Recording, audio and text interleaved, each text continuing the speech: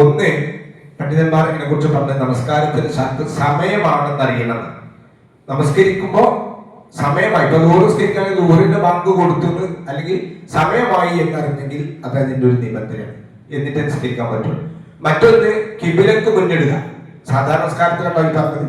കിബില നമുക്കറിയാവുന്ന ഒരു സ്ഥലത്തൊക്കെ ആണെങ്കിൽ നമ്മൾ അങ്ങനെ തന്നെയാണ് കിബിലക്ക് മുന്നിട്ടാണ് നമ്മൾ നമസ്കരിക്കേണ്ടത്. മറ്റൊന്ന്, ഔറത്ത് മറക്കുക.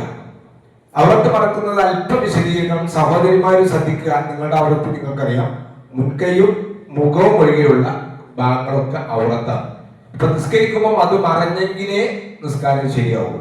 ആണുങ്ങളും ശ്രദ്ധിക്കുക, ആണുങ്ങൾക്കും ഔറത്തുണ്ട്. ആണുങ്ങളുടെ പലപ്പോഴും നമ്മൾ കാണുന്ന ഒരു അവസ്ഥ എന്ന് വെച്ചിട്ടുണ്ടെങ്കിൽ ഇടുങ്ങിയ പാന്റ്, അത് കുറച്ച് താഴ്ന്ന പാന്റ് ആയിരിക്കും.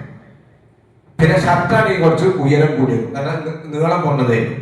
ഇപ്പൊ സുജൂദ് ചെയ്യുന്ന സമയത്ത് പലപ്പോഴും കാണുന്നത് എന്താ വെച്ചാൽ, എല്ലാവരും അല്ല, ചില ആളുകൾക്ക് സുജൂദ് ചെയ്യുമ്പോൾ ഷർട്ട് മേപ്പിട്ട് പോകും, പാന്റ് അടിക്ക് പോകും.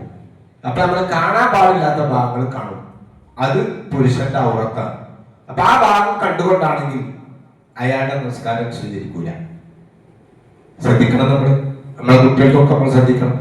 ഇതതിന്റെ ഒരു ഷർത്തായിരുന്നു. പിന്നെ നജസിൽ നിന്നും നമ്മൾ ശുദ്ധിയാണ്.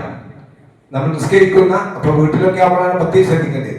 നമസ്കരിക്കുന്ന സ്ഥലവും നമസ്കരിക്കുന്ന ആളും, അതുപോലെ തന്നെ ഏത് മുസല്ലയാണ് നമ്മൾ ഉണ്ടെങ്കിൽ അവിടെയും ഒക്കെ നജിസില്ല എന്നുള്ളത് നമ്മൾ ഉറപ്പ് വരുത്തണം.